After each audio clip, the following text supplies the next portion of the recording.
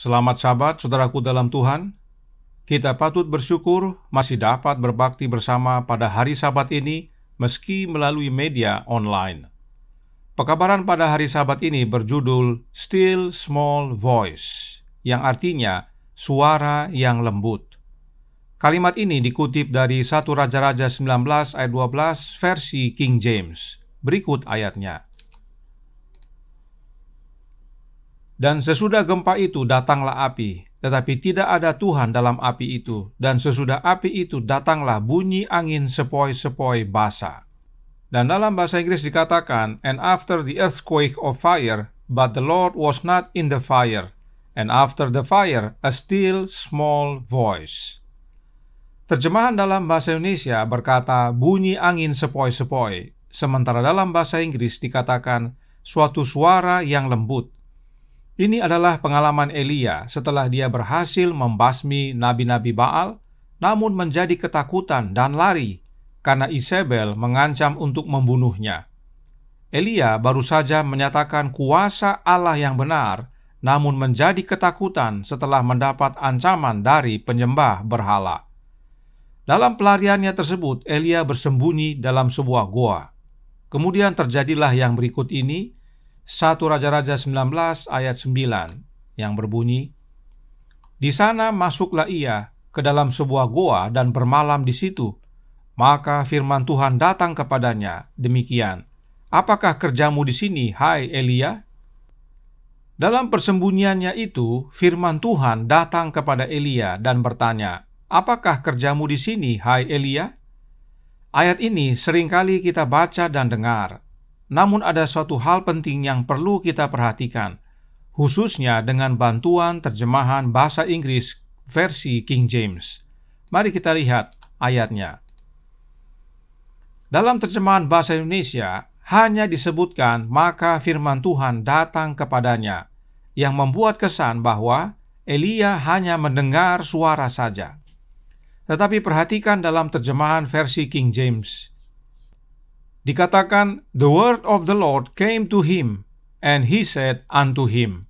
Atau yang artinya, firman Tuhan datang kepadanya, dan dia berkata kepadanya. Siapakah dia yang berkata kepada Elia ini? Sang firman Tuhan. Siapakah sang firman Tuhan? Yesus Kristus, anak Allah. Jadi, Elia tidak sekedar mendengar suara, tetapi anak Allah datang kepada Elia. Setelah Elia memberikan jawab atas pertanyaan dari anak Allah bahwa dia sudah bekerja keras bagi Tuhan, tetapi dia mau dibunuh oleh bangsanya sendiri, perhatikan yang anak Allah perintahkan kepada Elia. 1 Raja-Raja 19 ayat 11 berkata, Lalu firman-Nya, keluarlah dan berdiri di atas gunung itu di hadapan Tuhan. Maka Tuhan lalu, angin besar dan kuat yang membelah gunung-gunung dan memecahkan bukit-bukit batu, mendahului Tuhan, tetapi tidak ada Tuhan dalam angin itu. Dan sesudah angin itu datanglah gempa, tetapi tidak ada Tuhan dalam gempa itu. Anak Allah perintahkan Elia untuk keluar dari goa persembunyiannya dan berdiri di hadapan Tuhan dalam huruf besar. Artinya, anak Allah dan Tuhan dalam huruf besar adalah dua oknum yang berbeda.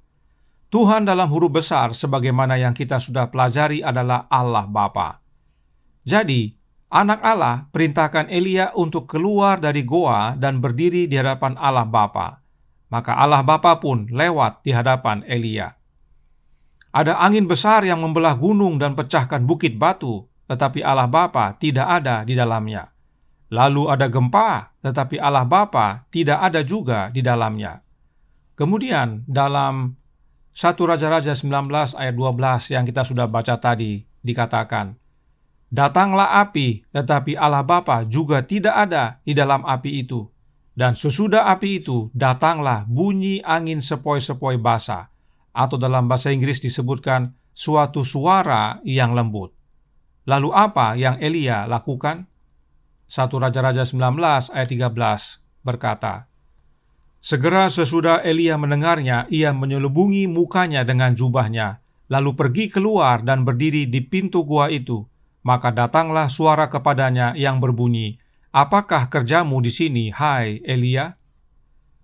Jadi, meski anak Allah sudah suruh keluar, tetapi Elia belum juga keluar. Nanti setelah dia mendengar Allah Bapa dalam suara yang lembut itu, Elia menutup wajahnya dengan jubahnya, lalu pergi keluar dan berdiri di pintu goa. Tentang hal ini, Roh Nubuat berkata dalam Para Nabi dan Raja halaman 97 paragraf pertama. Bisikan Roh Allah yang mempunyai kuasa untuk mengubahkan hati. Inilah suara lembut yang didengar oleh Elia, yaitu bisikan Roh Allah di dalam hatinya. Nyonya White menuliskan dalam buku yang sama, halaman 96 paragraf 2, yang berkata, sifat pemarahnya, yaitu sifat pemarah Elia, dipadamkan. Rohnya dilembutkan dan dilunakkan. Kini ia, yaitu Elia, mengetahui bahwa tetap berharap, bergantung teguh atas Allah, akan senantiasa mendatangkan pertolongan baginya pada saat dibutuhkan. Tidak heran Allah berkata dalam Mazmur 46 ayat 11 yang berbunyi, diamlah dan ketahuilah bahwa akulah Allah, aku ditinggikan di antara bangsa-bangsa, ditinggikan di bumi. Bukan dengan kebesaran kuasa ilahi, tetapi melalui angin sepoi-sepoi basah atau suara yang lembut, cara yang dipilih Allah Bapa untuk menyatakan dirinya sendiri kepada hambanya. Namun, meskipun Allah Bapa datang berbicara kepada Elia, ada satu hal penting yang kita harus pahami, bahwa Selected Messages buku kedua halaman 316 paragraf 1 menyatakan, ketika suara lembut yang terdengar menggantikan angin puyuh dan badai yang menggerakkan batu-batu keluar dari posisinya, biarlah semua menutupi wajah mereka, karena Allah sangat dekat. Biarlah mereka menyembunyikan diri mereka di dalam Yesus Kristus, karena Dia adalah tempat persembunyian mereka. Inilah pentingnya mengapa anak Allah yang disebut Firman datang dan hadir bersama dengan Elia sebelum Allah Bapa datang berlalu di hadapan Elia. Meski Elia sudah menutupi wajahnya, namun perlindungan Elia adalah kehadiran anak Allah, yaitu Yesus Kristus. Apa yang baru kita ikuti ini adalah kebenaran yang penting kita pahami, bahwa Allah Bapa berbicara melalui Roh-Nya, dan kehadiran Roh-Nya Bapa dapat menjadi bagian kita melalui kehadiran Anak-Nya. Serta Allah berbicara dalam suara yang lembut, yang hanya dapat didengar di dalam hati kita saat kita tenang dan berdiam diri. Itulah suara hati. Kemudian, meskipun Elia sudah bekerja keras untuk Allah Bapa, agar umat-umat Allah kembali menyembah Allah yang benar, bahkan membuat mujizat yang hebat, serta memberantas nabi-nabi Baal, tetapi belum dijamin suara hatinya sudah benar. Terbukti menghadapi ancaman orang kafir, Elia ketakutan dan lari. Sekarang mari kita lihat, seorang yang juga bekerja keras bagi Allah yang benar, yaitu Allah Bapa, tetapi tidak takut mati. Orang tersebut bernama Paulus. Mari kita buka buku Kisah 22 ayat 22 yang berkata, rakyat mendengarkan Paulus sampai kepada perkataan itu, tetapi sesudah itu mereka mulai berteriak, katanya, enyahkan orang ini dari muka bumi, ia tidak layak hidup. Latar belakang peristiwa ini dapat kita baca dalam buku Kisah pasal 21 dan nantinya terus berlanjut sampai pasal 25, di mana Paulus kembali ke Yerusalem dan orang-orang Yahudi berencana untuk membunuh dia. Amaran telah diberikan kepada Paulus untuk jangan kembali ke Yerusalem, tetapi tidak diindahkan. Paulus tetap berangkat ke Yerusalem. Saat Yerusalem, Paulus sempat pergi ke Bait Allah dan kehadirannya dilihat oleh orang-orang Yahudi dari Asia. Orang-orang tersebut lalu menghasut rakyat dan menangkap Paulus. Tuduhan yang diberikan adalah menentang hukum Taurat dan menajiskan Bait Allah dengan membawa orang Yunani masuk ke dalamnya. Orang banyak lalu menyeret Paulus keluar dari Bait Allah untuk dibunuh. Tetapi rencana pembunuhan itu sampai ke telinga kepala pasukan Roma. Dia dan pasukannya segera bergerak, dan saat mereka tiba, Paulus sedang dipukuli. Sang kepala pasukan lalu mengamankan Paulus dengan memerintahkan agar membawa dia ke markas. Namun dalam prosesnya, para prajurit menghadapi kesulitan. sebab banyak sekali orang yang berdesak-desakan dan berteriak untuk mengenyahkan Paulus. Kemudian Paulus jelaskan bahwa dia bukan orang Yunani, tetapi orang Ibrani dan minta izin berbicara kepada orang banyak. Sang kepala pasukan mengizinkan, lalu Paulus mulai berbicara dalam bahasa Ibrani yang membuat orang banyak menjadi tenang. Paulus lalu menceritakan kisah pengalaman hidupnya bertemu dengan Yesus. Kisah 22 ayat 3 dan 4 berkata, "Aku adalah orang Yahudi, lahir di Tarsus di tanah Kilikia, tetapi dibesarkan di kota ini. Dididik dengan teliti di bawah pimpinan Gamaliel dalam hukum nenek moyang kita, sehingga aku menjadi seorang yang giat bekerja bagi Allah sama seperti kamu semua pada waktu ini. Dan aku telah menganiaya pengikut-pengikut jalan Tuhan sampai mereka mati. Laki-laki dan perempuan kutangkap dan kuserahkan ke dalam penjara." Kemudian dalam ayat 6-8 Paulus lanjutkan, "Tetapi dalam perjalananku ke sana, ketika aku sudah dekat Damsyik, yaitu waktu tengah hari, tiba-tiba memancarlah cahaya yang menyilaukan dari langit mengelilingi aku. Maka rebahlah aku ke tanah dan aku mendengar suatu suara yang berkata kepadaku, 'Saulus, Saulus, mengapakah engkau menganiaya aku?' Jawabku, 'Siapakah engkau Tuhan?' Katanya, 'Akulah Yesus, orang Nazaret yang kau aniaya itu.' Perhatikan, Yesus berkata, 'Saulus, Saulus, mengapa engkau menganiaya aku?' Bagaimana caranya Saulus menganiaya Yesus? Padahal Yesus telah kembali ke sorga. Roh Nubuat menjelaskan dalam Selected Messages, volume pertama, halaman 346, yang berbunyi, "Ketika Kristus menyatakan dirinya kepada Paulus dan dia diyakinkan bahwa dia sedang menganiaya Yesus di dalam pribadi orang-orang kudusnya, dia menerima kebenaran seperti di dalam Yesus. Kekuatan yang mengubahkan diwujudkan dalam pikiran dan karakter, dan ia menjadi manusia baru di dalam Kristus Yesus. Dia menerima kebenaran sepenuhnya sehingga bumi maupun neraka tidak bisa menggoyahkan imannya." Jadi, Saulus yang kemudian menjadi Paulus menganiaya Yesus di dalam pribadi orang-orang kudusnya. Kalimat ini penting kita perhatikan. Disebutkan bahwa Saulus menganiaya Yesus di dalam pribadi orang-orang kudusnya. Kata "di dalam" ini penting. Roh Nubuat tidak berkata melalui orang-orang kudusnya, tetapi di dalam pribadi orang-orang kudusnya. Mengapa ini penting? Karena ada saudara-saudara kita, kaum Trinitas, yang menggunakan kutipan ini sebagai bukti bahwa Roh Kudus itu bukanlah Yesus Kristus, tetapi perwakilan Yesus. Nah, jika disebut perwakilan, menurut kaum Trinitas, sudah pasti oknum yang berbeda. Asumsi kaum Trinitas adalah, oleh karena Yesus berkata, "Mengapa engkau menganiaya aku?" sementara yang dianiaya adalah jemaat mula-mula, maka jemaat mula-mula itu sama dengan Yesus, tetapi bukan Yesus. Jemaat mula-mula adalah perwakilan Yesus. Nah, dengan asumsi ini, ada yang menyebarkan pesan WA berikut ini. "Tuhan akan segera datang.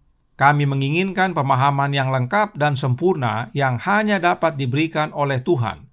Tidaklah aman untuk menangkap roh dari yang lain.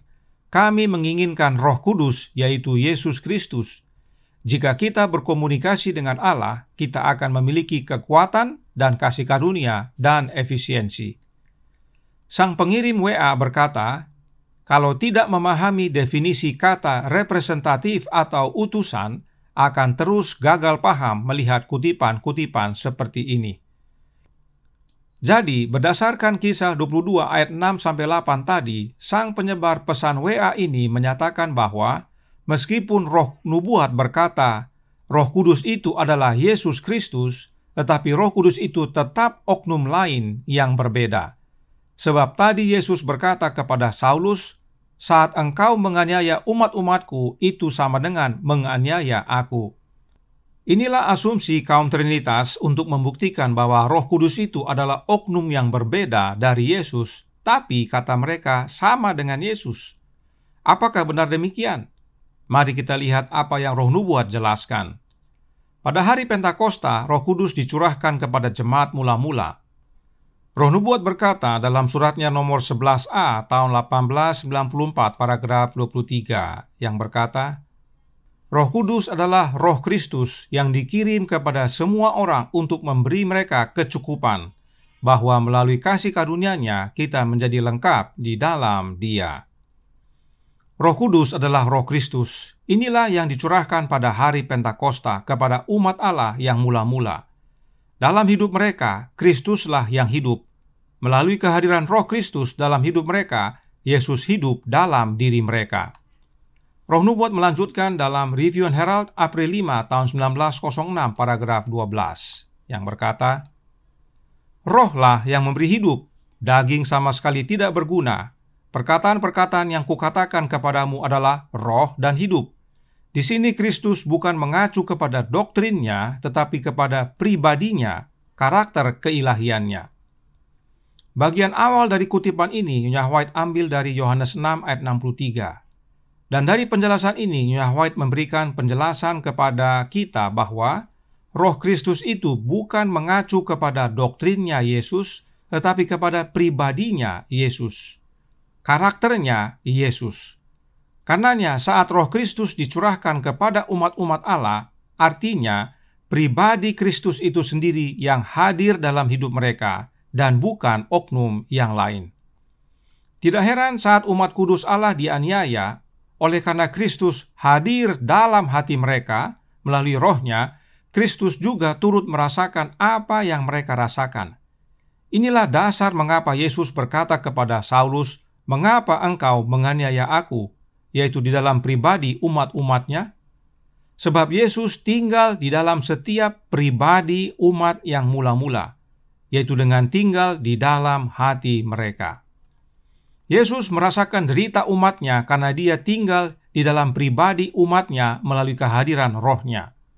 Kemudian, tentang perwakilan atau representatif, Roh Nubuat berkata dalam That I May Know Him, halaman 217 paragraf 2, yang berbunyi, Kristus telah meninggalkan Roh Kudus-Nya untuk menjadi wakilnya di dunia, untuk memberikan bantuan sorgawi kepada setiap jiwa yang lapar dan haus. Jelas sekali bahwa Roh Kudus-Nya Kristus atau yang disebut juga Roh Kristus yang Yesus tinggalkan atau curahkan pada hari Pentakosta untuk menjadi wakil Yesus di dunia ini, karena Yesus telah menjadi manusia dan tetap manusia, sehingga Yesus tidak dapat lagi hadir di mana-mana dalam waktu yang bersamaan. Karenanya Roh-Nya Yesuslah yang hadir bersama kita saat ini. Jadi jelas bahwa Roh Kudus yang adalah Roh Kristus bukanlah oknum yang lain yang berbeda dari Yesus, tetapi itu pribadinya Yesus itu sendiri. Dan jika kita kembali ke kutipan yang disebarkan lewat WA tadi, kalimat ini diambil dari paragraf 18. Mari kita baca paragraf 17 agar melihat apa yang sedang dijelaskan oleh Roh Nubuat sehubungan dengan Roh Kudus yang adalah Yesus Kristus. Suratnya nomor 66 tahun 1894 paragraf 17 berkata, Ini adalah pekerjaan kita untuk saat ini, untuk membuka pintu bagi Yesus dan Dia akan memenuhi jiwa sehingga tidak ada ruang untuk diri sendiri dan keegoisan. Oh dengar, Yesus mengetuk. Akankah jawabannya menjadi, marilah engkau yang diberkati Tuhan, mengapa engkau berdiri di luar? Dikatakan kita harus membuka pintu hati kita agar Yesus masuk. Saat mendengar Yesus mengetuk, kita buka pintu hati dan undang Yesus masuk agar jangan Dia berdiri di luar. Nah, bagaimana Yesus masuk ke dalam hati kita? Oleh kehadiran Roh-Nya yang kudus yang disebut Roh Kristus. Mengapa hal ini penting kita pahami? Bukan sekedar menghimbau kaum Trinitas untuk menerima kebenaran sejati, tetapi untuk melihat keselarasan pengalaman Elia dan Paulus, bahwa mereka berdua bertemu dengan anak Allah dan mengalami pertobatan. Elia bertemu dengan Yesus karena lari dari Isabel setelah dia membunuh nabi-nabi Baal. Sementara Paulus bertemu dengan Yesus karena dia mengejar umat-umat Allah yang setia untuk ditangkap dan dibunuh. Nah, dalam penjelasannya, Paulus menyatakan bahwa dia akhirnya bertobat, dan Yesus utus untuk menjadi pembawa kabar baik kepada bangsa-bangsa lain. Mendengar kisah pengalaman Paulus ini, orang banyak malah kembali marah dan minta agar Paulus dibunuh. Oleh karena hal tersebut, Paulus dibawa ke markas tentara Roma untuk dicambuk, supaya dapat diketahui kenapa orang-orang begitu berhasrat untuk membunuh dia. Tetapi Paulus berkata kepada kepala pasukan bahwa bolehkah mencambuk warga negara Roma tanpa diadili? Sang kepala pasukan menjadi takut saat mengetahui Paulus adalah warga negara Roma. Lalu hukum cambuk dihentikan. Besoknya, untuk mengetahui apa yang sebenarnya terjadi, Paulus dibawa ke hadapan Mahkamah Agama.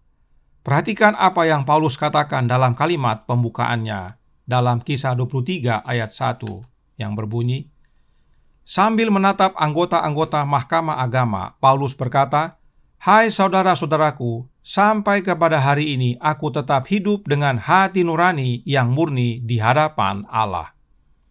Saudaraku dalam Tuhan, kata hati nurani dalam bahasa Inggris disebut conscience. Conscience juga diartikan suara hati. Jadi, conscience artinya hati nurani dan atau suara hati. Paulus dikatakan menjaga hati nurani yang murni di hadapan Allah. Allah yang mana? Namun sebelum kita lihat siapa Allah yang Paulus maksudkan, perhatikan siapa yang datang kepada Paulus saat dia dibawa masuk dalam penjara setelah dihadapkan kepada Mahkamah Agama. Kisah 23 ayat 11 menyatakan, pada malam berikutnya Tuhan datang berdiri di sisinya dan berkata kepadanya, "Kuatkanlah hatimu, sebab sebagaimana engkau dengan berani telah bersaksi tentang aku di Yerusalem, demikian jugalah hendaknya engkau pergi bersaksi di Roma." Siapakah yang Paulus saksikan di Yerusalem? Yesus Kristus. Itulah yang dia saksikan tadi, bahwa saat dia pergi mengejar umat-umat Allah, dia bertemu dengan Yesus, dan sesudah dia bertobat, lalu dia kabarkan tentang Yesus, Anak Allah. Nah, Tuhan Yesus itu sendiri yang datang berdiri di sisi Paulus untuk memberikan kekuatan. Paulus bukan bersaksi tentang Allah Roh, tetapi bersaksi tentang Yesus Kristus, dan sebagaimana janji Yesus bahwa Dia akan menyertai kita sampai kepada akhir zaman, Yesus genapi janjinya itu. Yesus hadir menyertai Paulus. Kembali kepada Allahnya Paulus. Siapakah Allah yang Paulus maksudkan? Kisah 24 ayat 14 berkata, "Tetapi aku mengakui kepadamu bahwa aku berbakti kepada Allah nenek moyang kami dengan menganut jalan Tuhan, yaitu jalan yang mereka sebut sekte. Aku percaya kepada segala sesuatu yang ada tertulis dalam hukum Taurat dan dalam kitab nabi-nabi." Peristiwa ini adalah saat Paulus dihadapkan kepada Felix setelah diterima laporan rencana penghadangan oleh orang Yahudi yang bersumpah untuk membunuh Paulus. Kepala pasukan Roma lalu atur agar Paulus dapat lolos dari penghadangan dan dihadapkan kepada Felix untuk diadili. Nah, di hadapan Felix, Paulus jelaskan bahwa dia berbakti kepada Allah nenek moyang orang Yahudi. Siapakah Allah nenek moyang orang Yahudi? Petrus membantu dalam Kisah 3 ayat 13 yang berkata, "Allah Abraham, Ishak dan Yakub, Allah nenek moyang kita telah memuliakan hambanya, yaitu Yesus, yang kamu serahkan dan tolak di depan Pilatus, walaupun Pilatus berpendapat bahwa ia harus dilepaskan." Allah nenek moyang orang Yahudi adalah Allah Bapa, dan dia punya anak yang bernama Yesus. Jadi, Allah yang Paulus sembah adalah Allah Bapa. Di hadapan Allah Bapa lah Paulus menjaga hati nuraninya tetap murni. Bagaimana caranya Paulus berbakti kepada Allah Bapa? Mari kita kembali ke Kisah 24 ayat 14 tadi. Dikatakan Paulus berbakti kepada Allah Bapa dengan menganut jalan Tuhan, yang disebut sekte, atau dalam bahasa Inggris disebut heresy. Heresy artinya bid'ah atau bidat. Nah, apakah jalan Tuhan tersebut? Kisah 18 ayat 25 menyatakannya. Ia telah menerima pengajaran dalam jalan Tuhan. Dengan bersemangat ia berbicara dan dengan teliti ia mengajar tentang Yesus. Tetapi ia hanya mengetahui baptisan Yohanes. Ia di sini adalah Apolos. dan Apolos menerima ajaran jalan Tuhan, yaitu tentang Yesus. Maka dengan demikian, Paulus yang menganut jalan Tuhan artinya percaya tentang Yesus Kristus, Anak Allah. Nah, saat itu saudaraku dalam Tuhan, mereka yang percaya dan mengabarkan tentang Yesus Anak Allah dianggap aliran sesat atau bidat. Ingat kembali, Elia menyembah Allah yang benar dan dia mau dibunuh oleh penyembah berhala. Lalu Yesus datang memberikan perlindungan bagi Elia. Paulus yang akhirnya bertobat dan menyembah Allah yang benar juga mau dibunuh. Dan dia menyembah Allah yang benar dengan menganut ajaran jalan Tuhan, yaitu tentang Yesus Kristus, Anak Allah. Dan oleh karenanya, Paulus dilindungi oleh Yesus. Yesus sendiri yang datang kepada Paulus dan berikan kepadanya kekuatan. Bisa lihat persamaan antara pengalaman Elia dan Paulus. Namun ada perbedaan. Meski Elia bekerja giat untuk Allah Bapa, namun hati nuraninya tidak dia jaga. Elia ketakutan dan lari, padahal dia sudah berhasil membasmi nabi-nabi Baal. Akhirnya, Yesus Anak Allah datang untuk siapkan Elia mendengar Allah Bapa berbicara di dalam hatinya dengan suara yang lembut. Dan oleh suara lembut dalam hatinya itu, yang adalah bisikan Roh Allah, akhirnya Elia bertobat. Sementara Paulus, sejak dia bertobat dan menerima Allah Bapa dan anaknya, dia selalu menjaga hati nuraninya tetap murni di hadapan Bapa. Roh Nubuat berkata tentang hati nurani dalam God's Amazing Grace halaman 202 paragraf 2. Berbunyi, hati nurani adalah suara Allah, terdengar di tengah konflik nafsu manusia. Ketika ditentang, Roh Allah didukakan. Inilah yang akhirnya Elia miliki dan akhirnya dia bertobat. Dan inilah yang Paulus jaga tetap murni. Sebab hati nurani atau suara hati adalah suara Allah. Dan Allah berbicara di dalam hati kita bukan dengan badai dan gempa, tetapi dalam suara yang lembut. Still small voice. Dan tidak hanya satu kali Paulus saksikan tentang hati nuraninya. Kisah 24 ayat 16 berkata, sebab itu aku senantiasa berusaha untuk hidup dengan hati nurani yang murni di hadapan Allah dan manusia. Bagaimana hati nurani Paulus tetap murni di hadapan Allah dan manusia? Roma 9 ayat 1 berkata, aku mengatakan kebenaran dalam Kristus, aku tidak berdusta, suara hatiku turut bersaksi dalam Roh Kudus. Suara hati dan hati nurani adalah sama, yaitu conscience. Dan suara hati Paulus bersaksi dalam Roh Kudus. Roh Kudus yang mana? Paulus yang sama menjelaskan dalam Roma 8 ayat 16 yang berbunyi, Roh itu bersaksi bersama-sama dengan roh kita bahwa kita adalah anak-anak Allah. Roh siapa yang bersaksi bersama-sama dengan roh kita ini? Khususnya bahwa kita adalah anak-anak Allah. Mari kita mundur ke ayat 15 yang berkata, sebab kamu tidak menerima roh perbudakan yang membuat kamu menjadi takut lagi, tetapi kamu telah menerima roh yang menjadikan kamu anak Allah. Oleh roh itu kita berseru, ya Aba, ya Bapa. Roh yang kudus tersebut mempunyai seruan yang khas, yaitu ya Aba, ya Bapa. Roh siapakah yang mempunyai seruan yang khas ini? Kita baca Galatia 4 ayat 6, ayat yang menguatkan. Dan karena kamu adalah anak, maka Allah telah menyuruh roh anaknya ke dalam hati kita yang berseru, ya Aba, ya Bapa. Roh Kudus yang Paulus maksudkan adalah roh anak Allah, yaitu roh Kristus. Sebab Allah Bapa mengutus roh anaknya ke dalam hati kita, sehingga suara hati kita terjaga murni dan turut bersaksi bersama roh Kristus yang kudus. Oleh kehadiran roh Kristuslah suara hati nurani Paulus murni terjaga di hadapan Allah Bapa. Sebab memang Yesuslah yang menyucikan hati nurani kita. Ibrani 9 ayat 14 menjelaskan, betapa lebihnya darah Kristus yang oleh roh yang kekal telah mempersembahkan dirinya sendiri kepada Allah sebagai persembahan yang tak bercacat, akan menyucikan hati nurani kita dari perbuatan-perbuatan yang sia-sia, supaya kita dapat beribadah kepada Allah yang hidup. Jelas bahwa Yesuslah yang menyucikan hati nurani kita, yaitu oleh darahnya. Apakah darah itu? Darah sama dengan hidup. Karenanya oleh hidupnya Yesus, hati nurani kita disucikan, dimurnikan. Dan itu semua terwujud karena roh yang kekal, yaitu roh Allah Bapa, ada pada Yesus. Itulah yang Nabi Yesaya nubuatkan dalam Yesaya 61 ayat 1 dan 2. Roh Tuhan Allah ada padaku, oleh karena Tuhan telah mengurapi aku. Ia telah mengutus aku untuk menyampaikan kabar baik kepada orang-orang sengsara dan merawat orang-orang yang remuk hatinya, untuk memberitakan pembebasan kepada orang-orang tawanan dan kepada orang-orang yang terkurung kelepasan dari penjara, untuk memberitakan tahun rahmat Tuhan dan hari pembalasan Allah kita, untuk menghibur semua orang berkabung.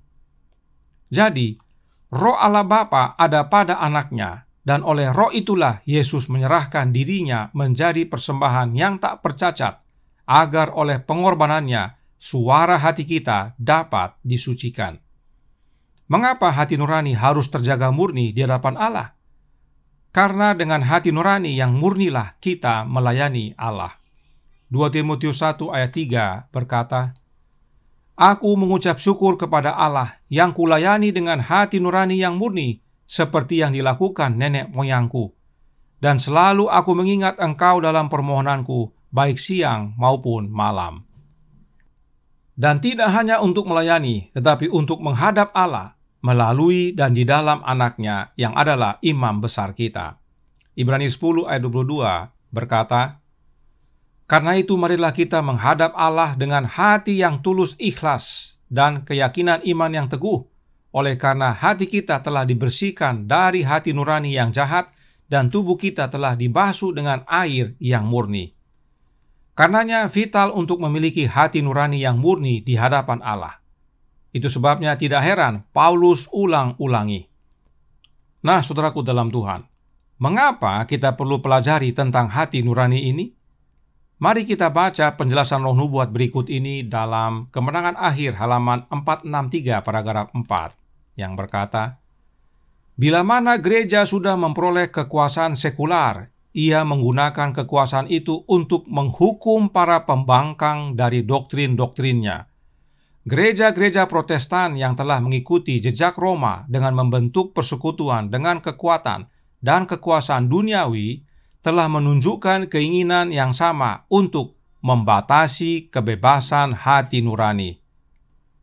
Selama abad ke-16 dan ke-17, ribuan pendeta-pendeta yang tidak mau berkompromi telah dipaksa meninggalkan gereja mereka, dan banyak lagi, baik pendeta maupun anggota-anggota, diancam dengan hukuman, penjara, penyiksaan, dan mati syahid. Saudaraku dalam Tuhan, saat ini gereja belum memperoleh kekuasaan sekular, tetapi sudah menghukum mereka-mereka yang menolak doktrin-doktrin gereja. Apalagi nanti saat gereja menerima kekuasaan sekular, hukuman yang lebih berat pasti akan diberikan. Ini semua dilakukan untuk membatasi kebebasan hati nurani umat-umat Allah. Gereja yang sekarang saja sudah mulai membatasi hati nurani umat, apalagi nanti bila sudah bersatu dengan negara. Hati nurani umat sudah tidak berharga lagi. Saat ini saja suara hati umat ditekan oleh gereja. Oleh bisikan Roh Kristus dalam hati umat Allah, terang kebenaran firman Allah mulai terbit. Tetapi gereja tekan dan padamkan. Umat Allah menjadi takut dan akhirnya suara hati nuraninya terdiam. Suara yang lembut dan tenang tidak terdengar lagi. Umat Allah tidak tahu harus berbuat apa. Apa buktinya? Kemenangan Akhir halaman 592 paragraf pertama menjelaskan, ada waktunya bila mana kaum Protestan memberikan penilaian yang tinggi kepada kebebasan hati nurani yang sudah dibeli dengan begitu mahal. Mereka mengajar anak-anaknya untuk membenci kepausan dan berpendapat bahwa berusaha mencari persesuaian dengan Roma berarti tidak setia kepada Allah. Tetapi sekarang, betapa berbedanya sikap mereka. Bukankah hal ini yang sudah terjadi sekarang ini, saudaraku dalam Tuhan? Semua jenis aliran kepercayaan dan denominasi sedang dituntun untuk memiliki persesuaian dengan Roma. Semua agama dalam proses menuju penyatuan. Mengapa hal ini terjadi? karena kebebasan hati nurani sudah dicabut. Umat Allah tidak dapat lagi belajar Alkitab bagi dirinya sendiri. Apa yang gereja ajarkan itulah yang umat harus ikuti. Jika tidak diikuti, kena hukuman. Tidak heran suara hati nurani akhirnya hilang. Dan bila kita baca dalam halaman 622 paragraf 4, Nyonya White menuliskan, bahkan di Amerika yang bebas, para penguasa dan para pembuat undang-undang untuk mendapatkan perkenanan umum akan tunduk kepada kebutuhan populer akan suatu undang-undang yang memaksakan pemeliharaan hari Minggu. Kebebasan hati nurani yang telah menelan begitu banyak korban tidak lagi akan dihargai. Bukankah ini yang akan terjadi dan tidak lama lagi akan terjadi? Namun umat Allah nantinya tidak tahu lagi mana yang benar, sebab kebebasan hati nurani mereka dicabut. Mereka harus ikut apa yang gereja ajarkan, yang mana sudah menyatu dengan sekular dan teristimewa menyesuaikan dengan Roma. Lalu apa nasihat Roh Nubuat tentang hal ini? Masih dalam buku yang sama, Kemenangan Akhir halaman 649 paragraf 2 berkata, demikianlah halnya dengan pengikut-pengikut Kristus. Sementara mereka mendekati waktu kesesakan, harus berusaha sekuat tenaga menempatkan diri dalam terang yang benar di hadapan orang, untuk menghilangkan prasangka buruk dan menghindari bahaya yang mengancam kebebasan hati nurani. Untuk terhindar dari bahaya hilangnya hati nurani dari hidup kita, maka kita dinasihatkan untuk menempatkan diri dalam terang yang benar. Apakah terang yang benar itu? Fundamentals of Christian Education halaman 237 paragraf pertama berkata, kata-kata Kristus bukanlah hal baru, namun itu datang dengan kekuatan wahyu, karena perkataan-perkataan itu menyajikan kebenaran dalam terangnya yang benar, dan bukan dalam terang yang telah dikemukakan oleh para guru di hadapan orang banyak. Apa maknanya? Artinya kita harus belajar firman Allah dan pastikan gurunya adalah Yesus Kristus, agar hati nurani kita tetap terjaga murni. Meski gereja tekan dan ancam sekalipun, kita tidak khawatir. Kita menjadi umat-umat seperti Paulus, tidak takut akan kematian sekalipun, asal hati nuraninya tetap terjaga murni di hadapan Allah. Saudaraku dalam Tuhan, Roh Nubuat menasihatkan dalam Pulang ke Rumah halaman 352 paragraf 3 yang berkata, lebih banyak doa dan sedikit bicara adalah apa yang diinginkan Tuhan, dan itu akan membuat umatnya menjadi menara kekuatan. Mengapa sedikit bicara? Karena jika kita banyak bicara, suara hati nurani kita di mana Allah dapat berbicara kepada kita tertutup dengan suara diri kita sendiri. Kita perlu berdiam diri dan berdoa, dan ketahuilah bahwa Tuhanlah Allah dan Dia berbicara dengan suara yang lembut dan tenang. Dan saat kita mendengar suaranya, kita bertobat sebagaimana Elia dan menjadi kuat di dalam Tuhan. Menjelang kedatangan Yesus yang kedua kali, akan banyak peristiwa, dan bila kita tidak menjaga hati nurani kita murni di hadapan Allah Bapa, maka kita akan mudah jatuh. Suara diri dan suara orang lain yang lebih kuat dan akhirnya kita ikuti. Ingat, saudaraku dalam Tuhan, setan akan menipu agar umat pilihan sekalipun bisa jatuh. Dan karenanya untuk menipu umat pilihan bukan sederhana. Setan akan sajikan tipuan pamungkasnya. Karenanya, tipuan-tipuan kecil yang terjadi saat ini, biarlah menjadi amaran bagi kita agar menjaga hati nurani tetap murni di hadapan Bapa, sehingga kita dapat memilih dan memutuskan yang benar, apapun resikonya, bahkan maut sekalipun. Biarlah kita seperti Luther yang berkata, My conscience is captive to the word of God. To go against conscience is neither right nor safe. Here I stand. I can do no other. God help me. Luther berkata untuk melawan hati nurani adalah tidaklah benar dan tidak aman. Kenapa? Karena Roh Nubuat berkata hati nurani adalah suara Allah. Itu sebabnya Luther menyatakan bahwa hati nuraninya tertawan kepada firman Allah. Siapakah firman Allah? Yesus Kristus. Firman Allah itu datang kepada Elia, datang kepada Paulus, dan datang kepada Luther. Dan firman Allah hadir dalam kehidupan kita oleh kehadiran Roh-Nya. Itulah yang menguatkan Luther sehingga dia dapat berdiri teguh meski maut ancamannya. Karenanya, Child Guidance halaman 219 paragraf 1 berkata, Roh-Nya akan mengendalikan hati dan hati nuranimu, memimpin kata-kata dan perbuatanmu. Roh yang Roh Nubuat maksudkan dalam kutipan ini adalah Roh Kristus. Silahkan baca perikopnya.